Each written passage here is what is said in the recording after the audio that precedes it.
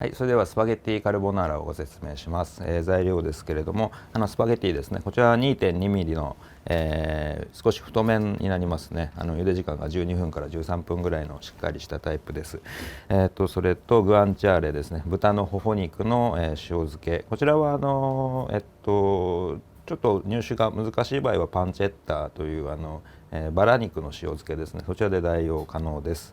それからペコリーノチーズとペコリーノロマーノ、パルミジャーノレッジャーノ、塩、卵、こちらは卵黄だけ使います。黒胡椒になります。こちらペコリーノロマーノですね。羊のミルクから作るチーズです。香りがすごく特徴的ですね。それとこちらがパルミジャーノレッジャーノです。とっても強い旨味と甘やかな香りがあります。こちらの2つのチーズを使って、バランスをとっていきます。それではね、パスタを茹でる、まずお湯を用意します。ではパスタを入れましょうか。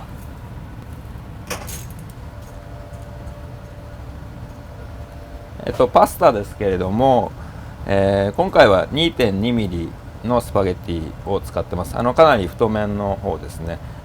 カルボナーラ自体味のすごい強いソースになりますので、パスタ自体もあまり細いものではなくて、ある程度の太さはあるものがおすすめです。イタリアではショートパスタを使って作ったりもしますので、しっかりとした強い味わいのソースにはしっかりとした太さのある力強いパスタを選んだ方がいいと思います。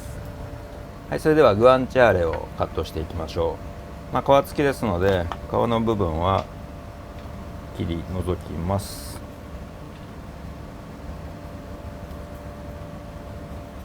グアンチャーレは豚のほほ肉の塩漬けです。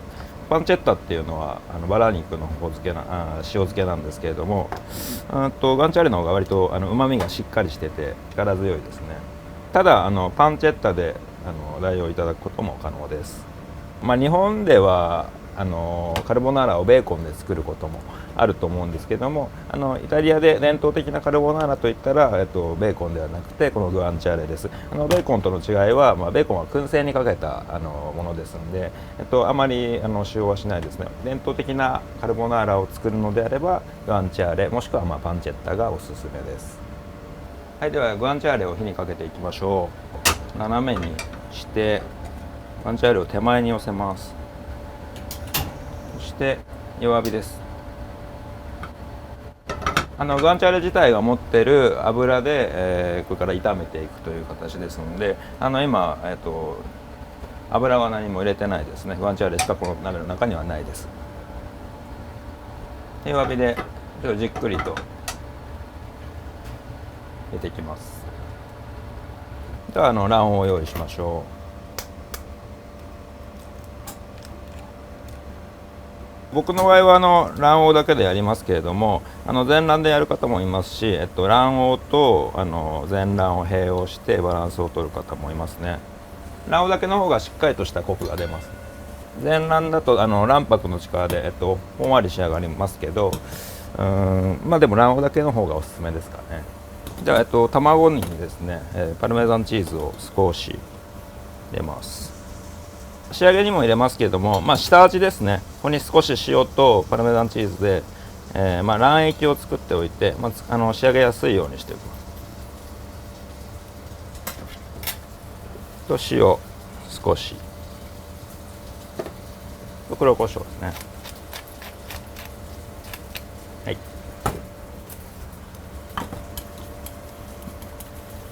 これを少し溶いておきます。こんな感じですね。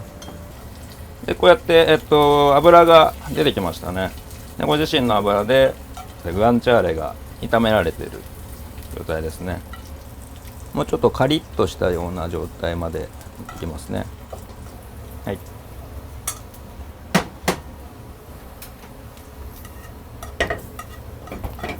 はい、こんな感じですね。少し香ばしくちょっとカリッとしたような状態になって油がこれだけ出てきてます。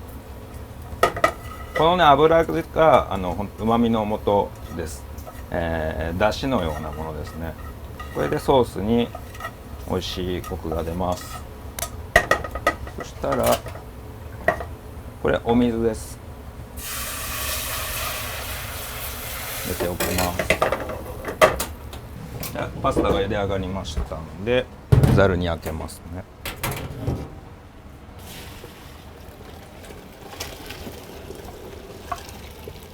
しっかりお湯を切ってください。そしたら、ソースにスパゲッティを入れますね。で弱火かけます。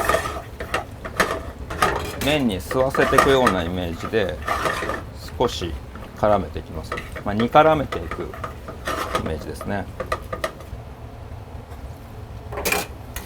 ここで加えている水分はお湯です。塩が入ってないお湯です。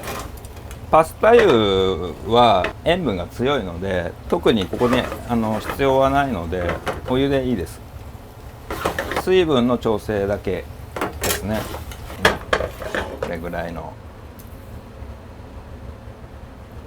そしたら一回火を止めます。で卵黄、